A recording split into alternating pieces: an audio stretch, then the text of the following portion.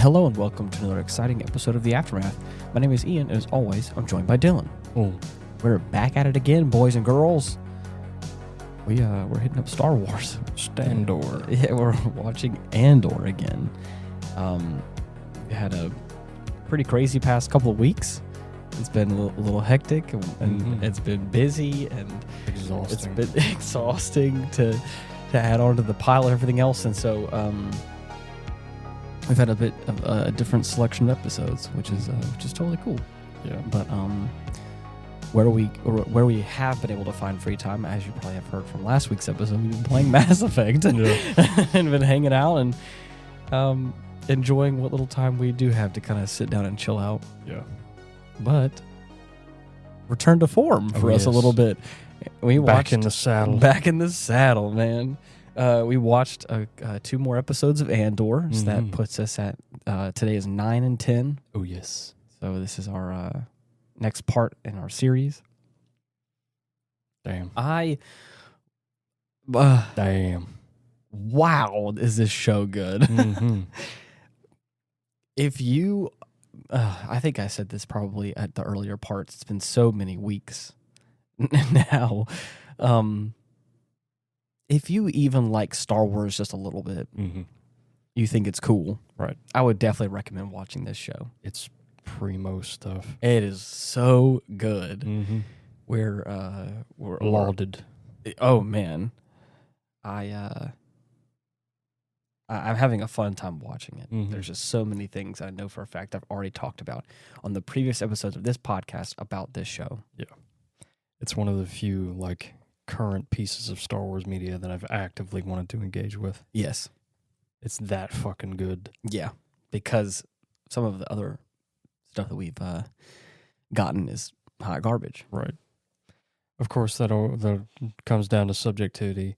It's fucking trash. It's trash. Don't even... it's not even a contest. I mean, you can't... It's just bad. You can't compare it to anything else, it feels like. Yeah. It's so fucking good. This, yes. As I've said before, the first and second season of Mandalorian, I think, was also up there with really, really good, compelling, engaging, had all the stuff that this show can also do. I feel like the Mandalorian walked so that way Andor could run. And I think I've said that verbatim as well. Right. Yeah, man, we're on episode 9 and 10, so we're we're rounding out the series. We only got 2 more episodes left before we're finished up in season 1. Yeah. I gotta say, man, I've really enjoyed this little mini prison arc. Yes. Dude. It's a little change of pace. We had a whole thing going through the first 5 or 6 episodes of right. of kind of we've had everything that happened on, what was that planet they were on? I can't remember what it was called, Ferrix or whatever it was. Whatever the Imperial base was that they ended up sabotaging and taking all the money from. That we had that little. That was one of the. Aldani. Was that a? I don't know. I'll find where out. they did the heist. Yeah. Yeah. Okay. So yeah, it's just yeah. Man. Yeah. I don't know what to say, man. We started off this episode, and our ISB supervisor lady, Dedra, has Dr. Gorst. Gorst. I'm gonna torture you. Yeah. He goes on this little spiel about how they were able to, he tells this story, and at first I was like, how does this play into anything? Right. The Empire committed genocide on a species that... on a moon in the Outer Rim. Right. That they didn't want to have, tainted with Imperial stank. Yes. And they were like, oh, okay, well... We'll just kill you. You're dead now. Yeah. And they were somehow able to single out their screams. Yeah. As they're dying. Yeah. Well, it was saying that he was saying that whenever they this moon, like Dylan just said, they didn't want the Imperial stuff on it, so they caused a big fuss about it. So the Empire came in and then committed genocide on the people. Right. real Imperial stuff. And then whenever other officers came back to like check on the officers that were like handling the genocide of it all, they were found huddled in a corner underneath their desk having like a mental break. Yeah. And they were like, I wonder what that's about. And apparently like the screams of the species on this moon are like nothing anyone has ever heard before. Yeah. And has a noticeable effect Yes. on the human psyche. Yes. And so they were able to take that sound and curate it and edit it down. Specifically, the strand that they had was like of the children, apparently. And I was like, oh, not even the children were spared. Oh my God. So like, and he's like, we have this little headset we're going to put on you. And just know that if you know, let me know when you want to talk. Right. And if you can't talk, shake your head aggressively. Yeah. And I was like, okay. We know there's still something rattling around in there. Now, I'd say we're fairly well acquainted with the name brand evil of the Empire. Yeah. That everyone sees. Yeah, we've come to on the love. daily. Right. This shit. A whole nother level. Right. Like this is like this is the Empire I'm talking about. Genuine fucking atrocities. Yep. Like when I hear about the atrocities of the Empire, that's the kind of stuff I'm talking about. The Death Star is one thing. You just 100%. blow up a planet. This is way more personal. Mm-hmm. Let me just let me take your screams. Yep. Specifically the screams of your children. Right. And use them in a torture machine to torture other people. Yes. Like, holy fuck. Yeah. Jesus Christ. Yeah. How far are you going to push it? Well, and what I will say, like, I love the effect of this scene. Mm-hmm. They put the headset on her, and, like, you don't realize how much, like, little... like Foley work sounds or like background sounds are happening in the scene until they put the headset on, and then it goes dead fucking silent except for her breathing. Yeah, and the camera zooms in real close on her eyes as they get big. We don't hear what she's hearing, right? But we just hear, oh yeah, and she starts screaming. Up. I was like, bruh, like Jesus, gosh, the acting. Not even so a full good. minute. No, it's that fucking bad. It's terrifying. But and that whole thing took place just before there was this interesting conversation between Dedra and Bix, you know, trying to get information out of her. Right. The very worst thing you can do right now is bore me. Yeah. What a fucking line. Yeah. Holy shit. And then another good line in contrast to that is what Bix says, where she's like, now tell me, when was the last time you spoke with Cassian Andor? And she's like, no matter what I say, you're not going to believe me anyways. Right. And she's like, you know what? You're right. Probably not. Probably not. So like, Ghost, bring out the headband. Ghost, bring out the torture headphones. Yeah. It's crazy. Yeah. So anyways, they're still, she's still calling, Dedra's still calling Luthen Axis. And so she's still trying to find out information about him and what all's going on there. And it's anyone and everyone who's acquainted with that handle. Yes. And apparently like the ISB people were able to capture like a rebel pilot.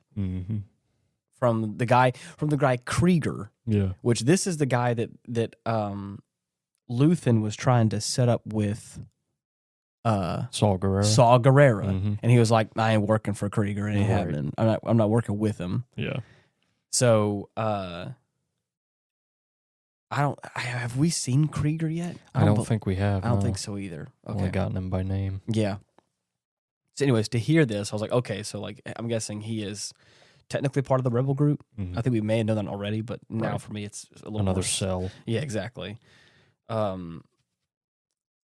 Anyway, so there's like this whole a raid on a planet or whatever they're trying to like figure out, or a space station, I think, of some kind. So there's Spellhouse. Yeah, Spellhouse. There's this interesting the ISB is starting to learn this information about how, like, you know, this there's potentially like Krieger connecting some dots. Exactly. Dedra's going crazy. Oh yeah. She's finding out some shit and like nose to the grindstone. Oh, yeah. And like is making good on a couple of things that she talked about. So it's really cool. Oh yeah. She's in. Yeah. And we also get this interesting like this is the first let me slow down and collect my thoughts. There's a lot that happens. Yes. We switch to multiple. And that's I feel like more often than in previous episodes, we switch to the different viewpoints. The thoughts I was trying to collect was, in this episode specifically, I felt like I did watching some scenes of Game of Thrones. Yeah. Where like there's a lot of pivotal characters, all with their own interests, all with their own backstory that we've like kind of learned about. Yeah. And now that we're like in the thick of it, we're like hopping around a lot. Because like we're kind of getting like little bits here and there and here and there, and like, and it's all happening all at once and all coalescing into this thing. Which I feel like again happened a lot in Game of Thrones. Oh yeah, where there was like episodes 1, 3, and 5 were like this A group of people, and like 2, 4, and 6 were like this B group of people. Where like you would just keep like bouncing around between this little like. But like this episode specifically made me feel like that, where I think it was episode 9, where I was like, man, we're like really jumping around a lot. But there's a lot of great stuff taking place. And the one I was talking about was with Mon Mothma. She reunites with Vel. She kind of shows up, still looking all pretty and all nice, looking all ritzy. Her cousin. Revealed to be her cousin. And I didn't know if that was like an undercover thing or is like a real. It's just like a facade of some sort. Right. But they do act pretty buddy. Yeah. Like I want to say buddy. They act close. They act like family. Even when it's just them. Right. So I think I would hesitate to say that I would say it's real. Right. So. Vel Mothma. Who maybe. That's interesting to hear. And then, there's this really interesting conversation between them where I think Mon Mothma is like trying to encourage her to be more low profile and not be too gaudy. What is the line that she says? Just pretend to be a rich girl, right? And apolitical, which is interesting. Yeah. So yeah, but live it up like you ain't got no worries. Yeah. And then they had some really great talks about like the whole funding stuff again. Oh yeah. Where like, the guy, what was the guy's name again? Tay. Tay sits down with her and he's like, hey, you're in a bad spot. Right. Oh God. There's $400,000 that's not really accounted for. Yeah. And it's like gonna start raising some eyebrows. Right. Especially because, I thought that was a great line that he said, or no, that one of them said, I can't remember, but he's like, as long as there's no scans on the accounts, and she's like, well, that's coming up. Yeah. I think he says like, time is not unlimited. It's like, oh man, I love that because it's so true in this moment where it's like, you got to figure it out. We got to figure something out. And she specifically, like, I don't want to say hired, but she like got him on her side, right, to handle this sort of situation. So he does exactly that. Right. He tries his best to handle it, and he's like, there's this guy who has limitless wealth and he's from Aldani. Get you the kind of loan you need. Yep. And she's like, why are you hesitating to say his name? Because it's I can't, what was his name? I can find it. Big bad evil guy. Yeah. I love the way she phrases it. He says her name and she goes, he's not a banker, he's a thug. Right. And he's like, well, he's kind of the guy who's going to around. Exactly. And I love the fact that she like stands up, is like, there's no way, he's going to come around here. No way. He requested to see you personally. Yeah. Here. No, he's just like, nah. Fuck off. And then she stands there, looks at him, and he goes, I think he stands up and he's like, I can keep looking. Right. And then she just doesn't question it because she knows he's probably right at this point. He's the only help that they have. Right. I was trying to look around to see if I can't find his name.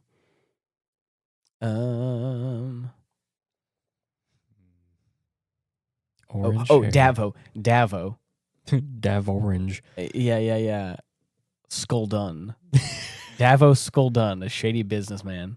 Well known for his skullduggery. Yeah. Hell yeah. Little Force and Destiny reference. Right. Dude, I fucking missed that. Dude, we... That's a rabbit hole. We ain't If gonna- if I had the time, bro, I would... yes. Anyways. And now let's just switch over to Dylan's favorite prison scenes. Dude. There's a lot that happens. Shout out to my man Olaf. Gomping, Strong as an old stone. He's trying his best, man. He's God. losing it. Yeah. Literally. Like we've seen the fatigue. Yes. The absent-mindedness. The heavy breathing. He's on his way out. At one point in time, he's having a hard time, like, controlling his hands. Mm-hmm. He's just he's going through it. He's an older gentleman. He's very, out of the rest of the guys on the crew, he's the oldest one there. So it's like, man, yeah, he's putting in his work. Mm-hmm. Amazing he hung on for as long as he did, I would say. The hard thing that happens here is like there's still this kind of like conversation about like what's going on, and there's like rumors that like something happened on level 2. Right. It ties into the dude on their crew who's been communicating with sign language. Yes. To like one of the other guys across the way, and he's getting a lot of like like panic messages. Yeah. Trying to figure out what the hell happened and what he's talking about.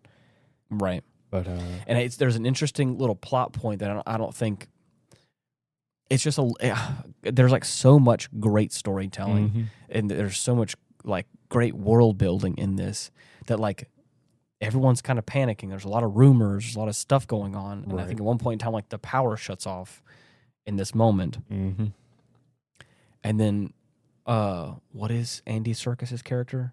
Kino. Yeah. Kino is like the leader of this day shift of people, the one that's Cassian Andor is a part of. Right. And he like steps up, dude, and he's the leader of this, and he's like, guys, he's like, everyone shut the frig up, dude. Right. It is a rumor. And then like the line that hit me the most, he's like, it takes weeks for information to get down here. All the stuff they're talking about was on level 2. Right. How many hands does it take to get one word up here? Yeah. Which is crazy. And it's like, oh, dude. Yeah. So cool. Because there is there's different levels and different rooms.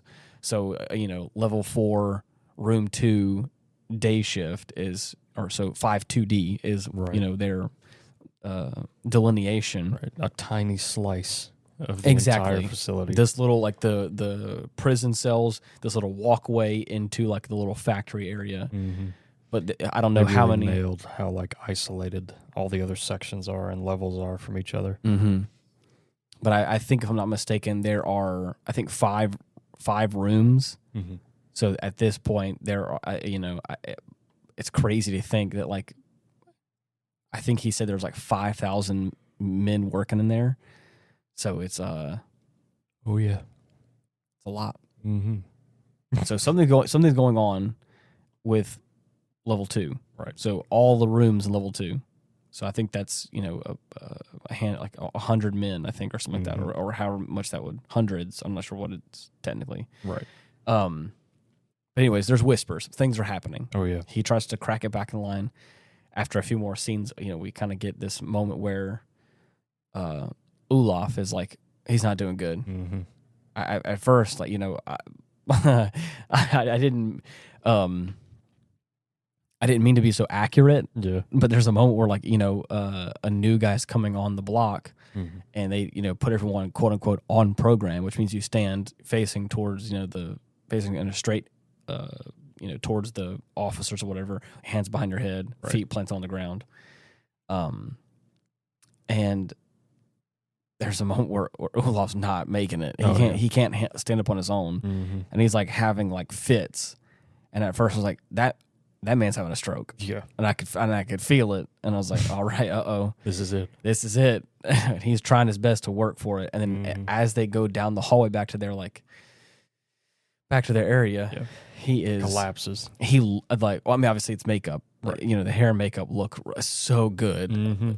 Because I say that because I'm about to say he looks dreadful. Yeah. He looks No, bad. definitely. So Kino and Andor both, stay beside him while they go get like a med guy. Mm-hmm. The med guy walks up, med tech. Another prisoner. Yeah, another prisoner. With medical experience. Exactly. And he is, he's like, yeah, buddy, there's nothing I can do. Yep. He's gone. He's had a stroke. Mm-hmm. The only thing I can do is put him out of his misery. Yeah. And it's like, oh, man. Oof. And dude, this whole time, Andy Serkis's character, Kino, has been like has been vehemently against this plan to like uprise against the officers. He's a cog in the machine. He's a cog in the machine, but he's also like, if you keep your head down, you're going to get through your days and you're going to serve your time and you're going to get out. Mm-hmm. So he's like, and he believes that. Yep. I mean, wholeheartedly, he's like, shut your mouth, do your work, and you're going to get out of here. Mm-hmm. But the more friction you cause, the more attention you bring to yourself, it's going to make it harder on yourself. Which I think in any other circumstance, that's actually probably correct. That's probably the right thing to do. But obviously we're dealing with the Empire. We're dealing with the Empire, but also in a specific season right now where they're like really cracking down. Right, on all that kind of stuff, but they're also like trying to create something. Mm-hmm. Wink, wink, nudge, nudge, if you know what I'm saying. Yeah. They're trying to create something big is what it feels like. So they're like, we need all hands on deck. Mm-hmm. Because technically, this prisoner, quote unquote, slave labor is cheaper than having droids do it, apparently. Right. Which is interesting to hear. Damn clankers. Yeah, damn clankers. So I'm saying all this because Kino is like very much the straight man, whereas all the other guys are like dissonant and they're like whispering and rumoring, and he's like, everybody crack down and shut up and do your job. Mm-hmm. And then as soon as he starts getting those little seeds of doubt, there's the moment with Olaf. Mm-hmm. He's standing there and he is pushing hard. I think Olaf only has like 47 days left. Yeah. Or they call it shifts. 40s, right. Yeah, right. He's got some 40-something shifts left. Mm-hmm. He's almost out. Literally almost out. And he's like, I don't need you to like fix him. Just like keep him on his feet. Keep him on his feet until he can serve his time. And he's like, there's nothing I can do. Yeah, he's done. The only thing there's nothing left of him. There's the only thing I can do is put him out of his misery. Because either he's going to die here like this on our terms or some other way. Yeah. Possibly worse. And, dude. It's cold, man. Andy Serkis. And believe me when I say what I'm about to say is not a hot take. It is not something that people don't know. Mm-hmm. It's just a beautiful example. Yep. Andy Serkis is such a talented actor. Mm-hmm. He has such a great voice, obviously. Oh, yeah. But more than anything, his subtext, his facial expressions, the emotion at which he brings Kino to life in these scenes. That motherfucker performs. Oh my God! Because there's these, I mean, very crucial moments where Kino's not saying a lot, but you can look in his eyes and you're like, I know exactly what he's feeling. I know. And like Dylan said, these seeds of doubt are starting to come up and starting to feel where he's like, he's not going to make it out. Right. Olaf, he's not going to make it out. Mm-hmm. And there's a couple of moments where, Cassian is like, hey, like what happened on 2? What's going on? Right. Cassian's been probing this motherfucker for the past few days. Oh, yeah. Trying to get whatever scraps of info he can about the guards and their how many they have. How many there are. And, of course, Kino ain't having it. No. But as soon as Olaf is dead and gone, yes, they're walking back. Well, but before that, there's this moment where he is asking the med tech. He's like, what happened on 2? Mm-hmm. And the guy's like, hey, I need a bag. This is the second time he said this. I need a bag and a trolley ASAP. He's like, it's coming. Mm-hmm. And, of course, the guard gets distracted and kind of walks away. And he's like, they made a mistake. Yeah. Somebody made a mistake. Somebody got let out.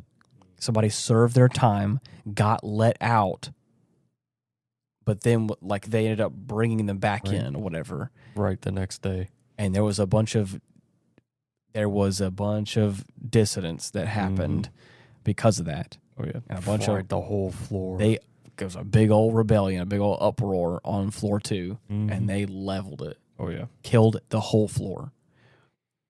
And so now, again, there's these beautiful camera shots of like just above, like, I mean, just looking down a little bit at Kino, at Andy Serkis, just his eyes, and he's like noticing that, like, so he served his time and got brought back. And then because they were trying to keep the peace, quote unquote, they just killed every single person. Right. That's crazy. And it's like, you can see it going through his head. Oh, yeah. And he is just, it is hitting as soon hard. as you realize you're not leaving, all bets are off. Exactly. You're going to do whatever the fuck you want. Oh, yeah. And at that, and like, just like what Dylan was about to say, they stand up after the whole interaction. They start walking away. Andor asked the question for like the second or third time. He's like, how many troops, how many guards do they have stationed at a time? And they, without even question, Kino's never like, more than 12. Never more than 12. And it's like, oh, we Here got him. We got him, dude. He's on board. The linchpin. Oh, dude. Yeah, and it was, yes. It's so cool. It says right here, I'm looking at some of the notes, a prisoner being released at the end of his sentence was sent back around to work at the same prison, and the guards killed all the prisoners on that level to cover in a cover-up. Yep. Oh, man. Yeah. So, and I'm pretty sure like that's like around the end of episode 9 and on to episode 10. But to kind of keep in this kind of theme of what's going on in the prison, I think in the previous episode we kind of get a few scenes of what's happening where like Cassian like go off to like the restroom, quote unquote, or I guess in the Star Wars it's actually called the refresher. Yeah. That's actually that's the Star Wars terminology. Or it's either refresher or it's the fresher. I can't remember what it's called, but it's not called a bathroom. Yeah. That's funny. Yeah. So he goes off to go do that. There's like a false panel. He's like knocked out, and he keeps like, I mean, like a good old, like the old fashioned like prison. He has a file, whatever and he's homemade like, sharp object he's been able to get. Yeah. He's filing down this pipe, and I'm like, okay, cool. Whatever you got to do. Whatever you got to do. So I think in this, there's this moment when, they're like, everyone is on board now. There's a moment in the prison, like at night, when Kino steps out, and there's a bunch of talking. This is after, after Olaf's death. Everybody's asking about. Oh yeah. And then of course to shut them all up, he's like, "No one's getting out. No one's getting out alive." Plain and simple. Yep, lays it all out for him, and he's like, "This is what's gonna happen, guys." And it's like, oh man, we're so locked in right now. The time is now. And he's like, everyone just like act normal. Don't stir the pot, nothing. We're all gonna pretend like everything's all good. We're gonna prepare ourselves. This is what's gonna happen. The less they think we know, the better. Exactly. One part of that plan is they're gonna try and cause a flood, which is what that pipe is. Andor's been chipping away. Oh yeah, slowly but surely, trying to get the water flowing. Yep. And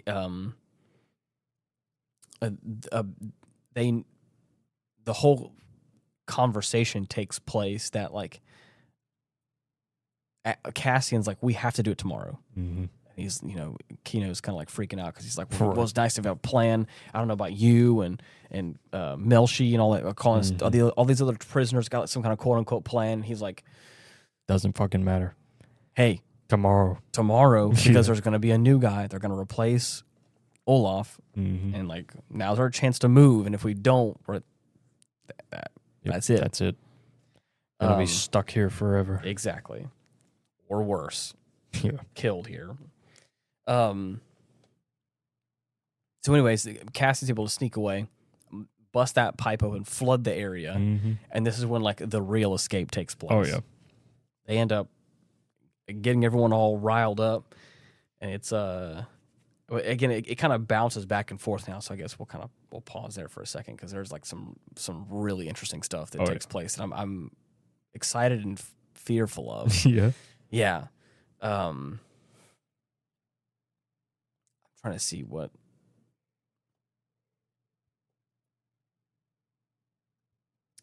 I want to say we had a cutaway to Karn and his situation for a bit. Oh, right. We did. With his gremlin of a mother. I forgot about that. I don't think I have disliked a character more. She is a character. Piece of work. The second he was like, "Hey, I got a promotion," she's like, "Oh my God." Sunshine and rainbows, yeah. Oh man. Where before she was grilling him about, what's the return on my investment? Yeah, I've done so much for you. What are you talking about? I'm your son. Return on investment, I ask. Fucking kill you. Hey, I don't owe you anything. For it. Well, anyways. You brought me into this world, and I'll take you out of it. If you're gonna act like that, right? So, anyways, but you're right. I'm not gonna lie, was not expecting what happened whenever he waited outside for Dedra. Yeah, for God knows whichever time it was. Yes. Like in the current count. That he's been doing this. I really thought that conversation was going to go like, thank you for giving me a promotion. And I thought he was going to try and like put his best foot forward to like try and work with her again. Mm-hmm. He confesses his love for her. Right. His obsession. His fixation. Like, Jesus Christ, man. And I was like, oh my goodness. And the actor does such a great job. There's so much desperation behind his eyes. You can feel it. Oh, yeah. And the thing that kind of got me a little bit like interested was that Dedra was obviously like upset, kind of offended, but also you could tell like flustered. At least that's what it felt like to me. Like she felt like she was like, I don't want to say, I don't want to, no. I wouldn't say, That's the thing is I would say like I think I was trying to have like I could be wrong and I could be reading the situation wrong. But I think that she was trying to be hard, trying to be stern, but there was this little bit of like, oh my God. The fuck? I kind of like the fact that he's like simping over me. Is what it. Now, I mean, like I said, I'm overplaying that, but so it's just that feeling of like I could tell that there was like this weird tension where she was like, "Don't ever talk to me again. Don't ever follow me again. I get you in so much trouble." At the same time, she's like talking. Have you locked in a cage in the outer rim? Hey, I don't know, man. Like, I think Dedra's into it. I could be wrong. I think she was playing hard to get. We'll see. I'm not sure as hell ain't gonna give that fucking a time of day if something like that happens to me. No, absolutely not. Like holy shit. Obviously, she's like an ISB agent, and the fact like he's able a to track weird her down. Freak. Well, I mean, yeah, she's also. I mean, the thing is, like, she hunts down people, and so the fact that takes someone pleasure in torture. Yes, and the fact that someone is like hunting her down. That's what I'm talking about. Yeah. That's the kind of like the cat and mouse game of like, oh, I've been got by this guy who thinks he's hot shit, but maybe he actually kind of is. We'll see. I could be wrong, but I got a weird feeling from that. Not only from Karn, because that's weird, but I got this weird feeling. I was like, why, like, I don't know. Like, I'm saying that because I feel like Dedra should have like been more like take a step back and go like, like be more hard, be more harsh, and I feel like she was just a little bit nice in that moment, and that's why I think it was playing across as this kind of like pseudo interest, like I'm not totally opposed to this because there's this like they were talking in hushed tones, and she was like, "I can have you thrown away in a cage," and I was like, "I mean, yeah, they're in public. She doesn't want to like make a scene of it." I know, but what I'm saying is like as like the supervisor of the ISB, like I don't understand why you couldn't also like just. I felt like the dialogue would have played out differently if you were 100% disinterested and also were like, creep, right? I don't. She was definitely taken aback by the things he was saying, but I don't think she was offended. You know what I'm saying? I mean, you may have read the situation differently than I did. Right. I have had uncomfortable situations where people were like, "Oh my god," and then I've had some people will say like, "Oh my god." Are you stalking me? Yeah. And if this ever happens again, Yes. box, outer rim. Right. Full stop. Right. I'm walking away. But I'm saying those are the words, but Right. her eyes and her facial expressions were saying like, I'm also not offended by it. You know what I'm saying? That's what I'm talking about. There's this level of like discomfort that I think that that her face, and again, like I said, I could be reading into this too far, and this could come into something later. I don't know, but again, We gonna find out. This show has so many great actors that are good at subtext, at telling you something with their face and their body language that is not a lot of times what they're saying with their words. And you have this guy who is like on the verge of tears, confessing his love, and instead of this like. You have this like very stoic woman who has like, for all intents and purposes, like been able to be pretty like all business, no all party. business, no nothing, to like have her say those things, but her face is not really showing that she's like disgusted or angry. At least I need to probably watch the scene again to really get the full scope of it. Right. But it was just these moments of like they were really close. You're right. Try not to make a scene. But there's these like there's just this kind of there's this weird little interplay that happened where he grabbed her by the arm yes to keep her from walking away. Right. But it's things like that where there's like this, and there was there's these little holds, there's these little things, there's these little stops, there's these like the facial expressions not being super disgusted by him, but being like, I could have you thrown in a cage in the Outer Rim. It's just it's like I don't know. It's like like I said, I don't know how crazy she is. I know for a fact I'm noticing how crazy he is, and so I'm just like I don't know if all of a sudden at the end of the day.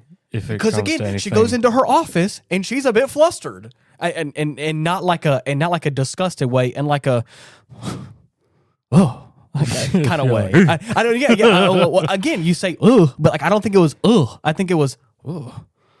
That's just what it looked like. To I me. know. You're right. And like I said, I could be thinking too much into this because again, I know she's a psychotic torture woman from the Empire. Yeah. I just noticed that there's like this moment where she just like kind of gets into her office, and of course she's like taken aback. But like I have seen people that are like uncomfortable with people. Someone is stalking you. Someone is making you uncomfortable. You look physically uncomfortable. There's a thing where like someone makes you a bit uneasy, and you kind of find it attractive. Where you're like, I don't know how I feel about this, but I also maybe kind of like it. And that's what I'm not saying that's what that is, but I just that's my bear trap. I'm laying down a bear trap. Yeah. I'm laying down this trap. and if in the next 2 episodes we get Dedra going back over to Karn. If it comes down to it, fuck them. They deserve each other. Maybe it is. All I'm saying is if Dedra starts to swoon in Karn's arms, I'm gonna tell you, I told you so. I'm telling Dedra right mind. now, you're gonna lose your mind, and I'm gonna tell you, Jesus, it's my bear trap. That's gonna be. I played my card and I got you. How are they even gonna? I don't know, man. I don't know. They gotta jump through some crazy fucking hoops to make that happen. No, I don't think so. Are you sure? I'm sure that there may be one more time where I think he becomes a little more persistent, or something happens, or he has information that she needs, or I can see one more interaction where he is like, "You need me," and she'll look at him and say, I need you. And it's gonna, you know what I'm saying? I'm just saying. We'll see, there's just man. this little like, Right. you know, you disgust me, but at the same time, I need you and want you. Because, you know, this whole back and forth. Who knows? I don't know, man. Crazier things have happened. I feel like crazier leaps to make relationships happen. And I don't think that's one that I would have to like. Is it the one that I would dreamed of? Right. Absolutely not. But the fact that like Karn just laid it all out, I was like, shit, dude. Damn, bro. He is nothing if not persistent. Right. And Been coming there for days, waiting outside the office. And motherfucker's fiending. And I'm telling you, we have 2 more episodes, and if there's not one more scene where Karn tries to step in his way into her heart and she does.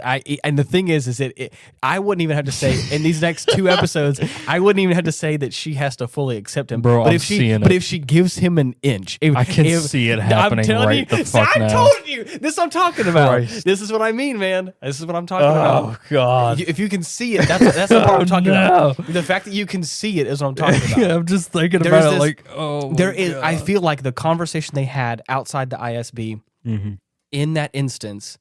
I think if you were wanting to convey to the audience, to us, the viewers, that she was disgusted and wanted nothing to do with it, I think that she could have said things a certain way, a little bit differently than how she did, but also portrayed it with her face and her body language more, especially whenever he grabbed her arm. Yeah. There's a level of like, you would pull your arm away and say, you have no right to touch me. Right. Don't you ever do that again. Yeah. And then proceed to say, I can have your ass locked up in a cage in the outer rim. Do you understand me? Yeah. That's the kind of conversation I'm expecting when she's disgusted and wants to do with him. Right. But the fact that he holds her arm, pulls her close, and she just goes... right. And then just has this. There's just this. There's just exactly. I'm like the fact that you. That tells me a little bit. I'm not saying I know everything, but like I'm just saying there's like a little. As a person who's watched movies and film and TV and also know how people work a lot of times, that's all I'm saying. I don't think she consciously wants him, but I think she subconsciously likes that he wants her so bad. And that's also we ship Karn and Dedra here. No. I just think that I don't know everything about ladies, but I know sometimes ladies like a persistent man. And even though she may say to her colleagues and in a public space, I don't like you and don't stalk me, I can almost certainly think in the back of her mind, she's like, man, that man is persistent. He wants me so bad. You know what I say to that? Fuck off.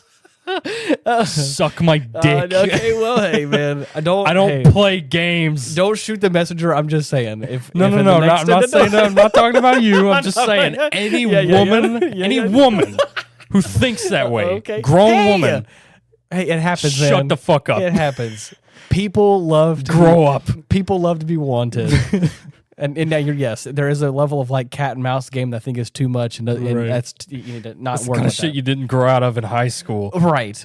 But it is kind of nice to be like, I'm not. I say that because there's also like there is a handful of people that I know, a handful of friends of mine that the technically the woman in the relationship didn't want anything to do with the man.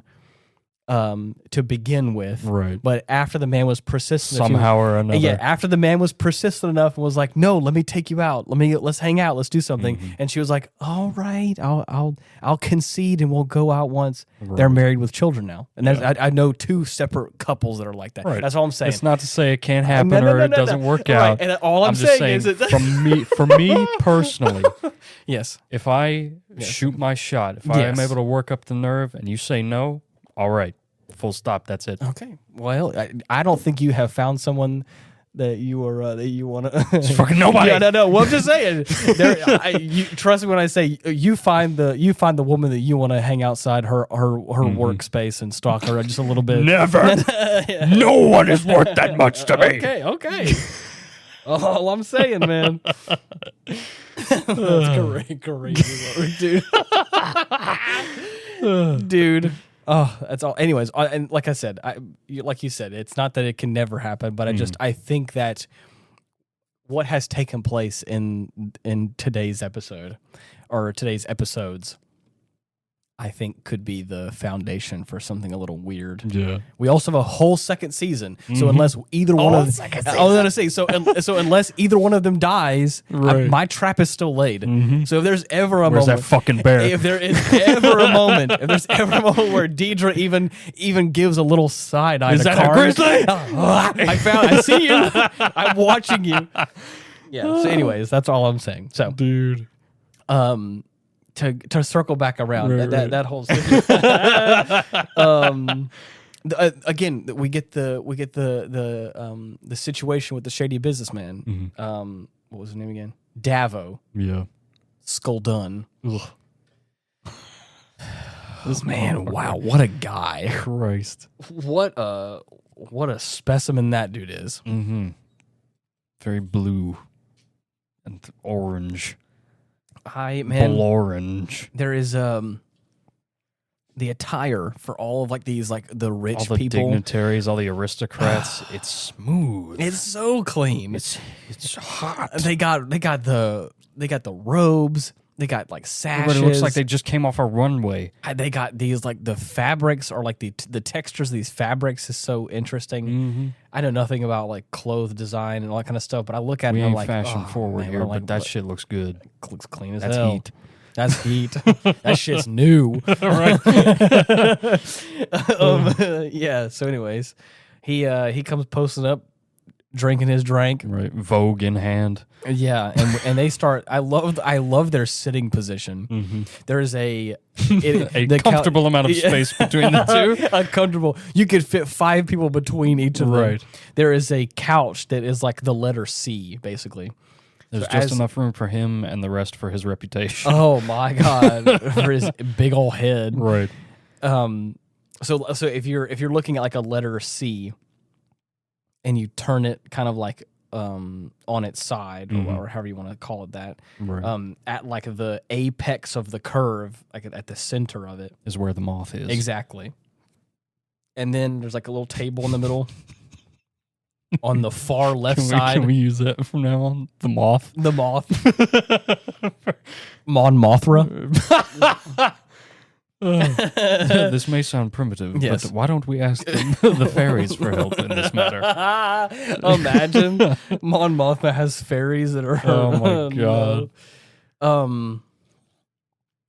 So, anyways, there's this kind of this really sleazy conversation that takes place where he's like, I mean, they're talking that double speak a little Right. bit where he's like, you are a wealthy individual and you should be able to you should be able to take your funds and use them wherever you want. He's saying all the right things. He's Right. talking all the smooth language that anyone would be like, yeah, a real politician. But Mon Mothma ain't having it. No, dude. No nonsense. This is serious business. She's like, but I know you're gonna want a payment for this. So what is your percentage? And he's like, no percentage. fee. And then what did he say? He says, money means nothing to me anymore. Right. And I'm like, It's charity. what? And I'm like, no. Yeah. No, I don't like that. No, thank you. And then Mon is like, I insist. I insist on paying you. I would rather do that than to not owe any favors. Yeah, I don't want to owe any favors. Mm-hmm. And he goes, no, there's no need for all that. But Right. I'd be more comfortable that way. And then he's like, well, discomfort may be the price of a deal. oh yeah. Right. And he's like, the only thing I request is that I come I'd back like to be invited back here at least once. at least once. And I'd like to bring my 14-year-old son with me. Well, again, this is like the cleverness of this conversation. Right. She's like, oh, well, we can definitely work that out. You can, and he's like, yeah. And I'd also like to bring my 14-year-old son with me. And she's like, oh. Right. It's like that. What are Oh, you that's suggesting? not, I don't think I want to. Right. And he's like, the thing is, betrothal. the thing is like, this is what I'm talking about with this Yeah, show, dude. dude. This show, Mon at that moment, she goes, oh, well, like my daughter's not up for betrothal. Like that's not what's going to happen. Right. And the reason why she said that is because at least I believe, because there was a comment that was made whenever they all first sat down to drink and had that conversation where Davo like talked about her husband. Right. Mentioned how he was here 30 years ago. Yeah. And how Aldani like marriages kind of take place and how I think it is this kind of like betrothal system, this whole kind of arranged marriage, which I think kind of makes more sense now if we look at Mon Mothma and her, I almost said Mothra, and her husband and how they're kind of distant and cold. Yeah. Is because I'm almost certain their marriage is just, it was a transaction of sorts. Like one of those like royal kind of situations or whatever. Bull. So anyways, what Davo wants is to potentially shack up his son with, her show daughter. him off a bit, see Yeah. if anything clicks. And then of course, Mon Mothma's like, absolutely not. My daughter's not up for betrothal. And he's like, well, I mean, no, like your daughter's 13. She's almost of age. I got a 14-year-old son. We have Chandrelon traditions of arranged marriages, and she's like, no, thank you. No, thank you. Go away now. And I believe the next thing she says is, what's the guy's name? Tay. It was like, Tay will see you out. Yeah. Wow. And of course she's like, I think Davos says like, oh well, it's a lot to think about. A lot to think about it. I ain't thinking about it. And then he calls her out. He calls her out and he says, "That's the first lie, untrue thing you've said, bruh." It's like, bitch, damn, I'm gonna wipe the floor with you. And of course he does in fact leave, and she looks shaken. She looks, and the comment I said was, "You're really considering." Selling off your daughter. Selling off your daughter for the rebellion. Yeah. We'll see. I don't know, man. Because again, she's in a rock and a hard place. Yep. She doesn't have any other option. And if there is another option, it's not nearly going to be as good as whatever Skulltron was offering. Yep. Yeah. Oh man. Whack. And then we got this dude Lonnie.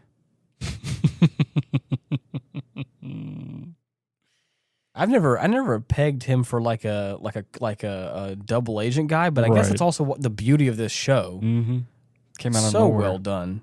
He's got the ends. Yeah, dude. Everywhere. It's so good. There's this great monologue where Lonnie is kind of like, he's running off to like, the lower levels of Coruscant, and you can see it, or whatever planet they're on, the lower levels of it. It looks dark. It looks dingy. He's all like dressed up, and I was like, uh-oh.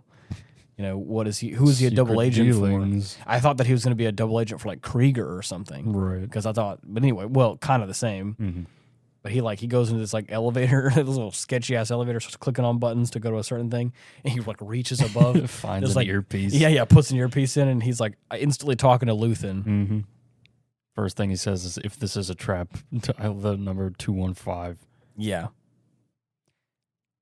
Doesn't even respond. Yeah. Luthen has complete control of the conversation. She's just asking him questions. Yeah. Talking to him about all sorts of shit. Congratulates him on being a father. Yeah. Because this guy, Lonnie, is a family man now. Yep. And then, of course, Lonnie's like, I don't think it's fair, dude. Right. You constantly watching me. You know all my shit. It's just not right, man. Right.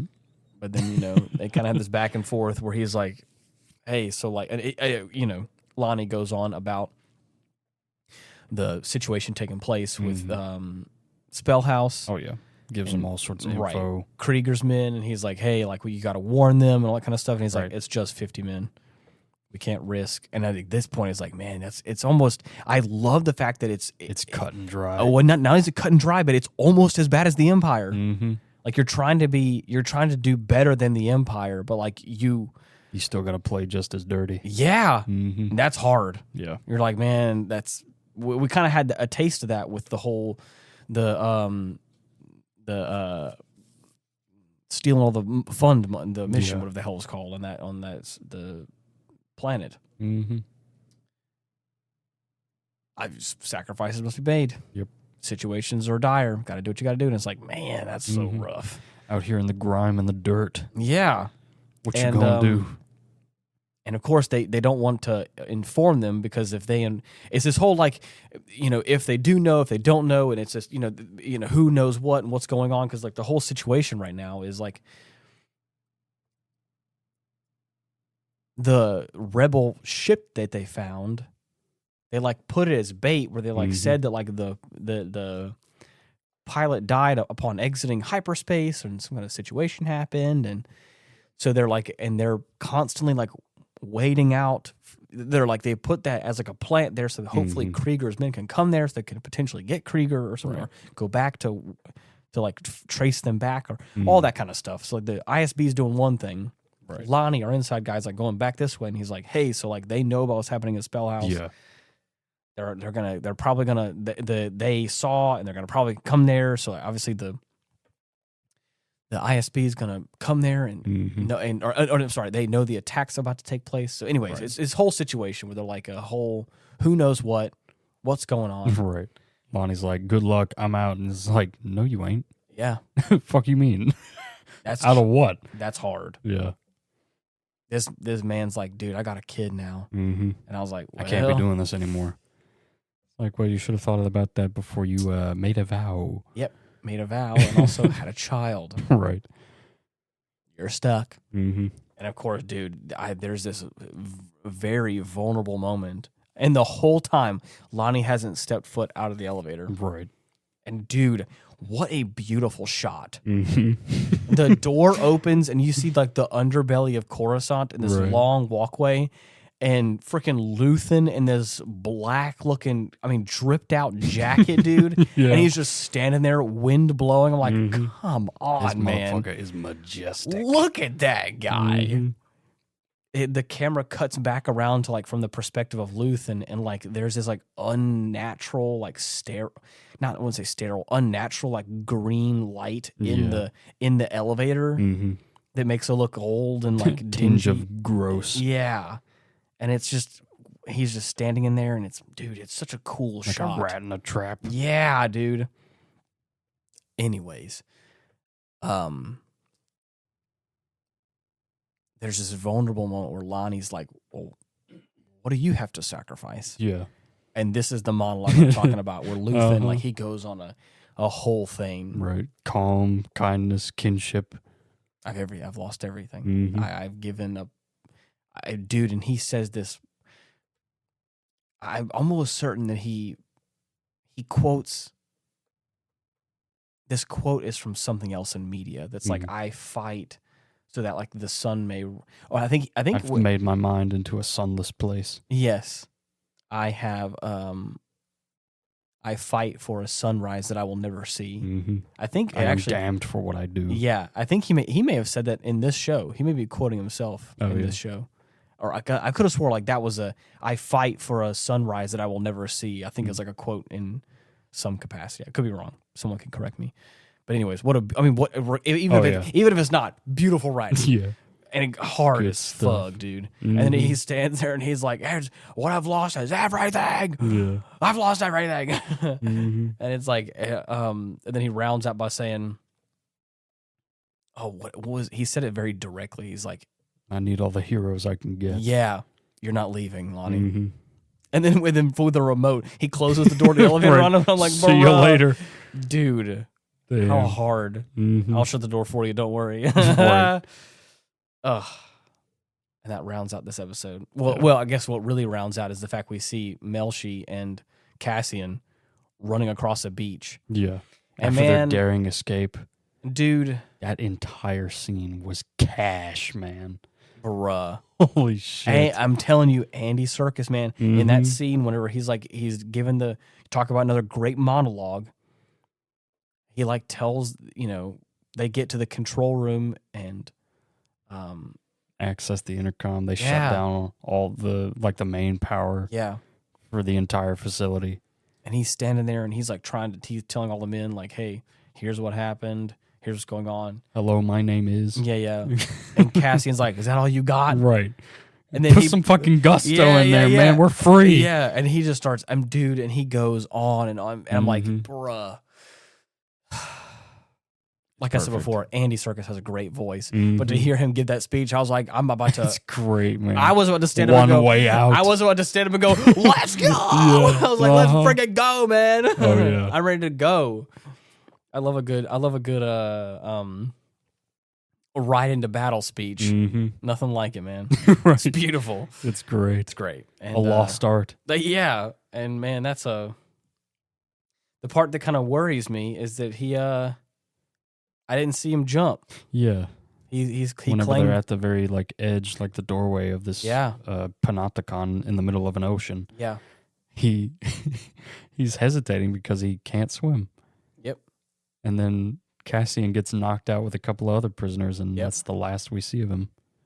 The only thing I see here is says Kino uses the prison's intercom system to incite rebellion throughout the rest of the prison, but reveals that he can't swim and must remain trapped on the island. Oh, I really hope that isn't the case. Yeah. After all that, Damn, dude. there's no way.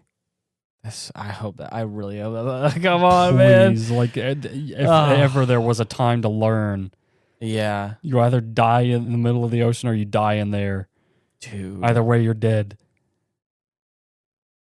I hope to see him again Yeah.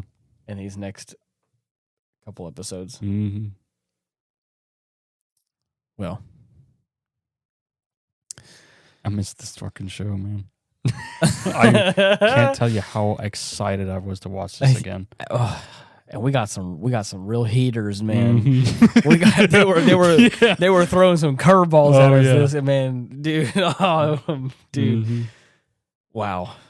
Well, we got 2 more episodes of this season. Oh yeah. And then I Wait, think fuck, really? 12 Yeah. for the first season? 12 for the first What season. about this? Is the second one finished yet? It is. I believe Damn. the second one's finished. I believe it also has 12 as well. But let me check before I start yapping about it. Let's see. Right. Season 2, episode 12. Yes. So Damn. It is 24 episodes in total right now, and I'm not sure if it's concluded or not. I'd imagine that I mean, at some point you can only do so Right. much. How much ground is there to cover between this and Rogue One? Correct. So I don't know. There's a couple of, like I said, and I'm gonna round it out here. A couple of bear traps I've set. Oh yeah. The whole situation with Karn and Dedra. Don't know when that's gonna happen, but we'll Mhm. say that. And I That's the still Ursus Major and right there. You're right, and I still think Clea is Princess Leia. I still think I could be wrong. We have 2 traps. I have 2 traps, 2 bears. 2 bears to catch, and I'm We're telling you, looking. I'm looking. We're hunting. I'm hunting, man. I got it. There may be some more, but I'm not sure if they've come to pass or not. Stay tuned. Yeah, dude. One more. Oh man, I don't want to say it. What? I hope that Kino's not dead. Oh, man. I hope he got out. He can't be. Come on, there's no He way. has to survive. Well, I hope that you guys have enjoyed listening to this episode. And if you haven't had the chance to watch Andor, please. I think we've done a pretty good job hitting the high notes of it, but it is such a beautiful, it is a beautifully shot film. Like I stated in the past, Right. the actors do such a great job of conveying so much emotion, so much Words cannot do it justice. right. Well, and a lot of times they don't even like they don't even say, I think, what like their character or what them as an actor is portraying on the screen. There's so much subtext. There's so much that Andy Serkis was not saying with his words, but his eyes, his face, the presence of him on screen conveying a certain emotion that he was not saying words to describe, was just showing you. Oh yeah. Cinema. Beautiful. Masterclass. So good. And yeah. Right Thank you on. so much for listening. You know how to find us. I would like for you guys to go onto YouTube and type it at Hindsight Studios. Subscribe to the channel. Like our videos. Well, not really videos. The podcasts on the YouTube channel. You know how it is. Leave a comment. We have comment sections on Spotify and YouTube. Speak. Let us know what you think, how you feel. Let us know what your bear traps are, because I'm curious, man. Just don't spoil it for me. If my bear traps come to Oh shit! I was like, sorry, I take it back. Don't tell me. Don't tell me. Do I'm not curious. show us bears that have been caught. Yeah. Don't show me where the bear is. That's not fair. All right. And until next week, thank you so much for listening. See ya. Bye-bye.